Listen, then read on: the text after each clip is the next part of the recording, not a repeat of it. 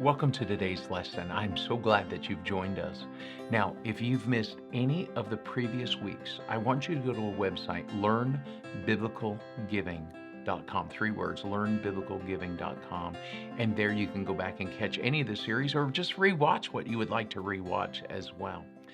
We're talking today about biblical giving, and we're doing it from Deuteronomy 26. Last week in our lesson, I spoke to you about first fruits. Do you remember there was a conversation between God and telling his kids, I want you to go to this place that I tell you with this information about what you're supposed to bring, the basket, etc., that they were supposed to get, and bring that to the place where he appointed. And then when you do that, I want you to say this to the priest. So Deuteronomy 26 is two conversations. It's a conversation between man or the worshiper and the priest. And remember now, that's a conversation that God dictated what they were supposed to say. So the second part, and that's what we're going to cover today about first fruits, is this is the conversation between the worshiper and God. You say, wait a minute, God is telling them what to say to him? Yes, and don't you do that with your kids as well? Where your kids are doing this and that, and you say, look, tell me this. Tell it to me in this way. God's doing the same thing. First fruits, a beautiful principle that God gave. The principle was clear. Everything that came first belonged to God, whether it was from the soil, whether it was from man, whether it was from beast. God wanted it. First fruits could be for a people, an individual, a family, a nation, as well as it came from what they produced. And it was also a time of celebration. It's a wonderful picture. During the Passover, the priest would take a sheaf of barley and wave that barley before the Lord in dedication and the declaration, public ceremony of the harvest time had come. This was giving God first. This was giving God best. And the sheaves of wheat were raised at Pentecost. So this is a celebratory part of our very history.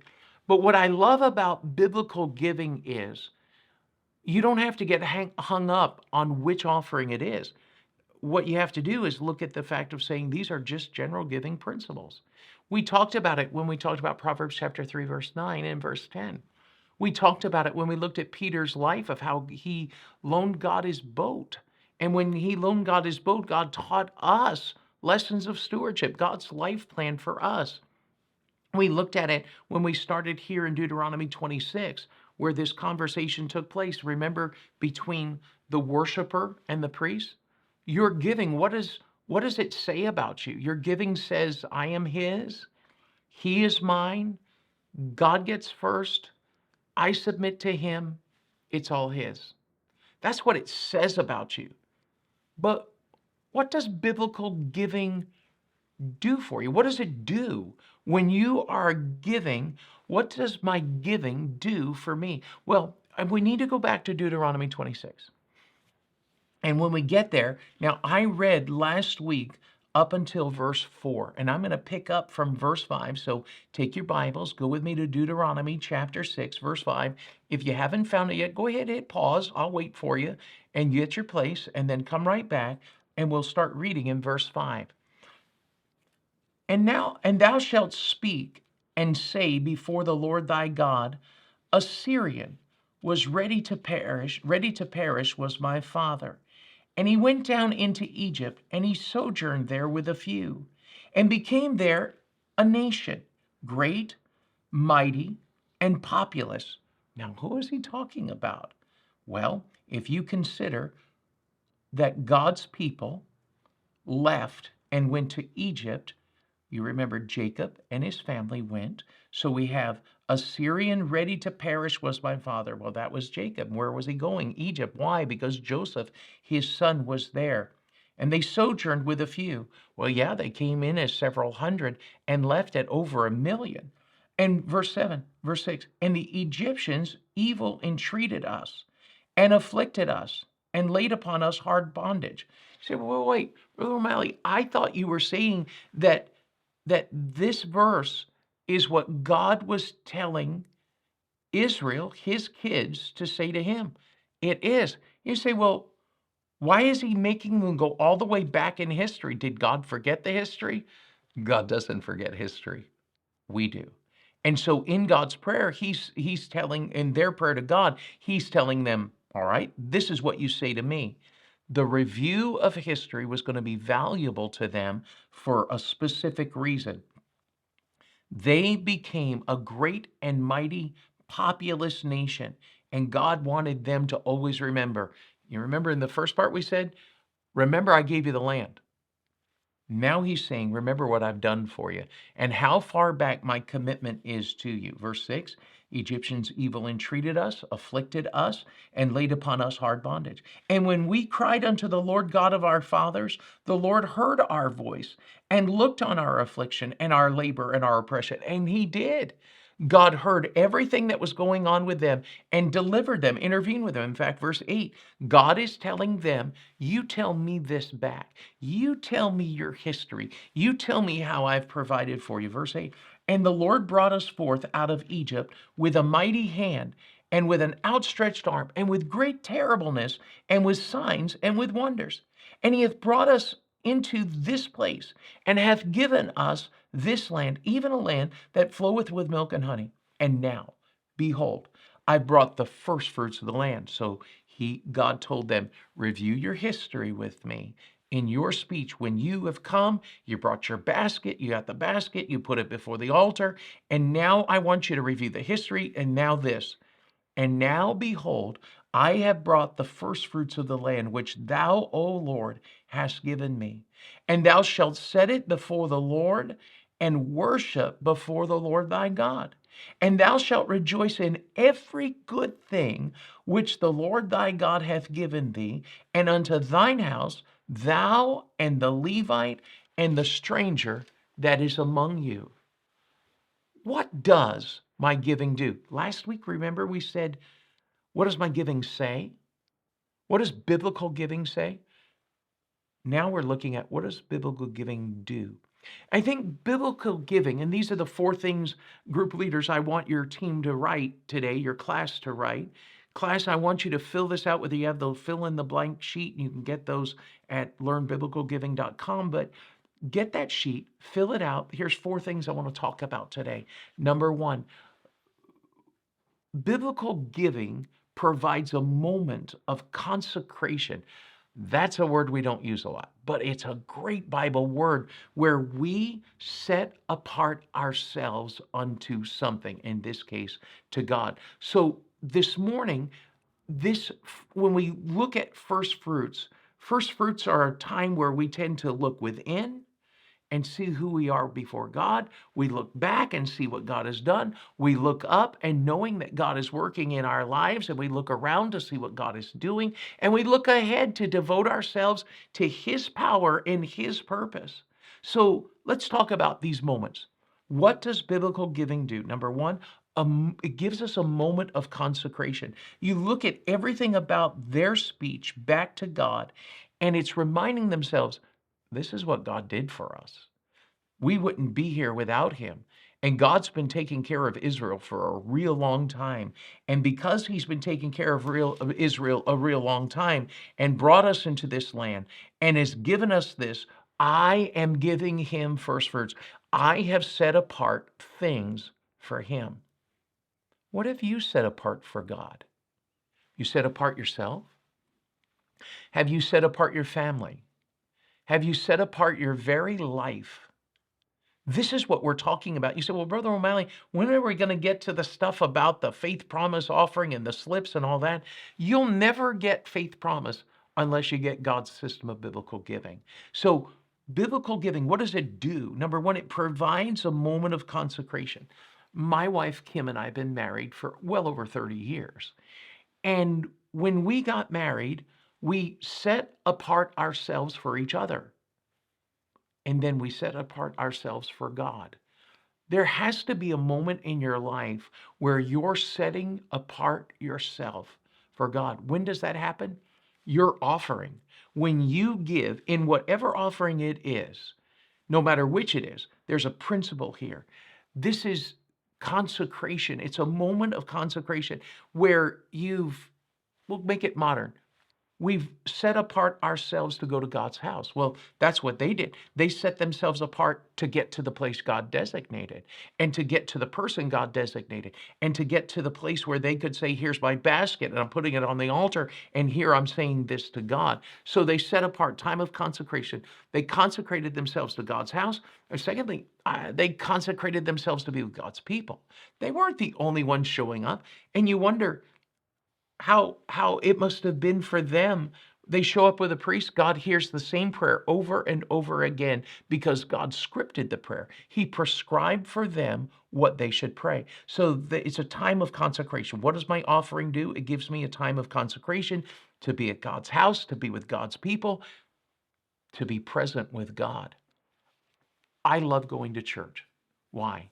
Because it's intentional that I am going there. My mind is set, my heart is set, my body is set. I'm going there. Can I check out a book at the library online? Yes.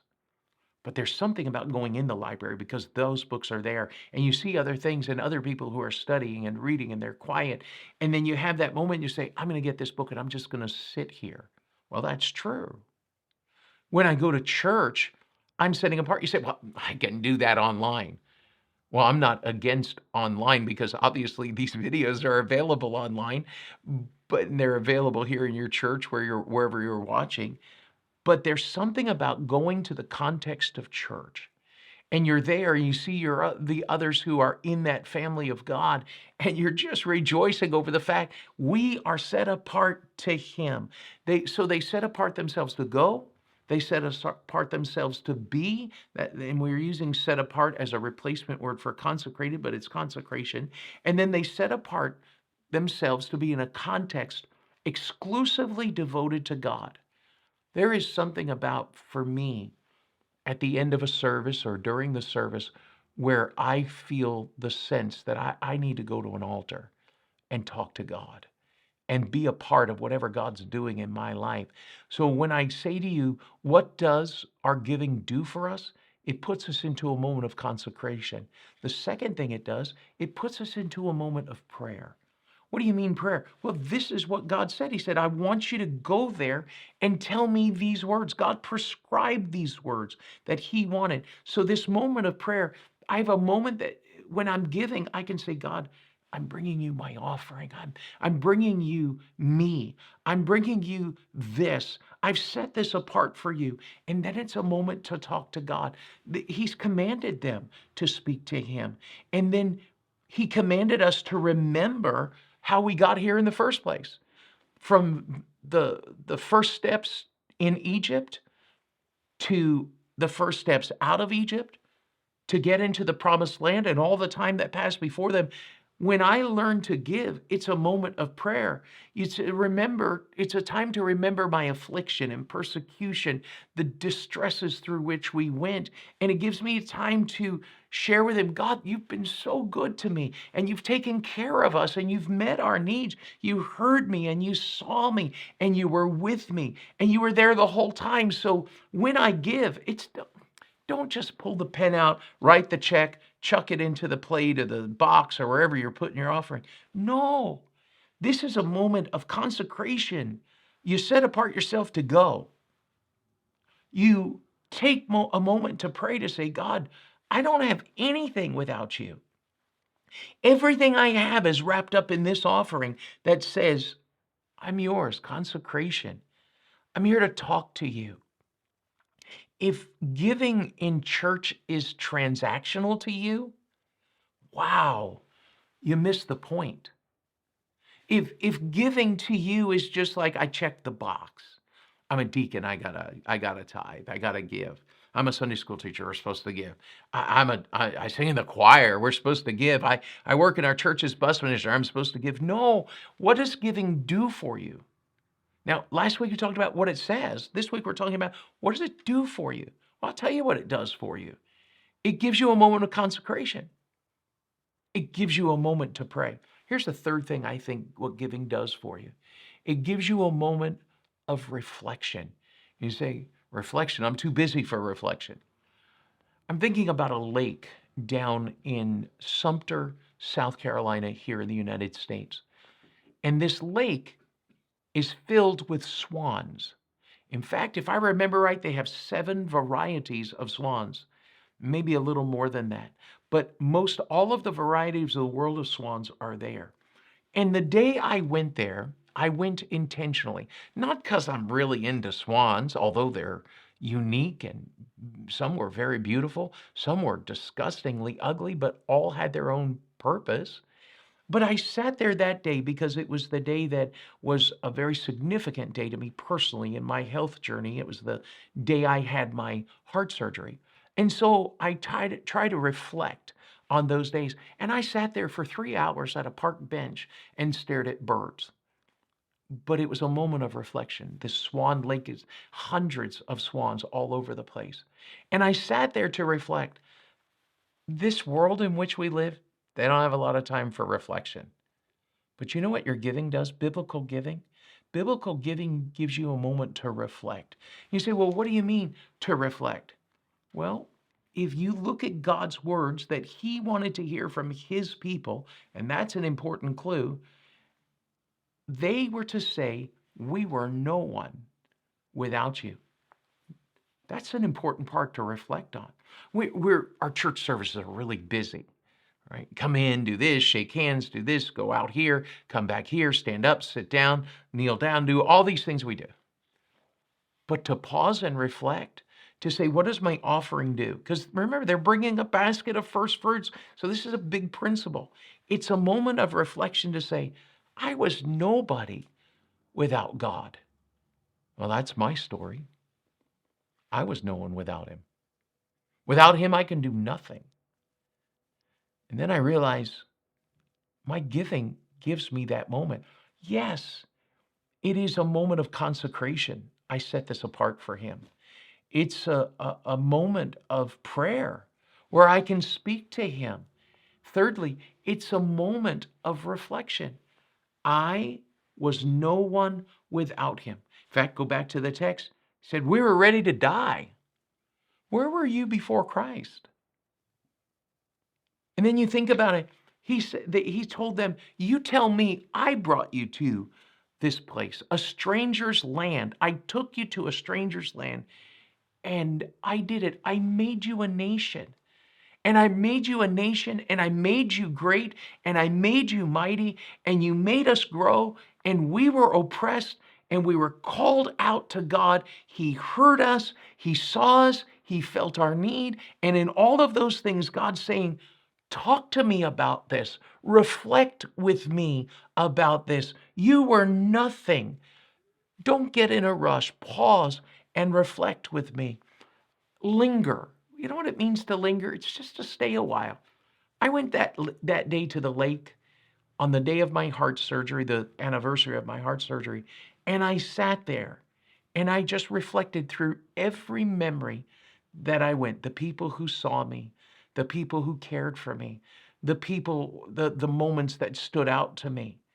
And I realized that reflection is powerful. And when I do the same with God, I can reflect on his power. I can reflect on his provision. I can reflect on his power. I can reflect on his grace.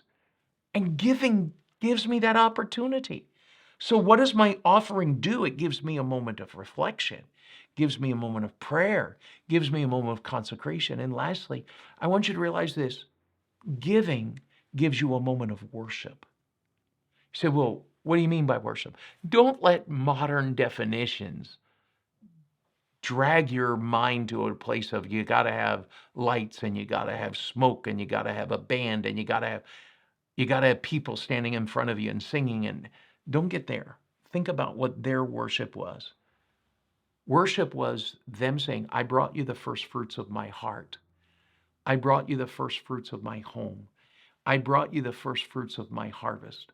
I've brought you the first fruits of my life. Here's my best. I set before you my heart, my family, and all that I possess. Giving, what does it do? It gives me a moment of worship to say, I set my basket before you. You've watched these lessons thus far, and you know in your heart. And group leaders, I want you to really work today to help us talk about these moments of consecration, reflection, prayer, and to think about that I have this moment of worship to say, God, my offering says it's all about you. So group leaders, get in there and discuss these things we've talked about today. And don't forget, learnbiblicalgiving.com. God bless you.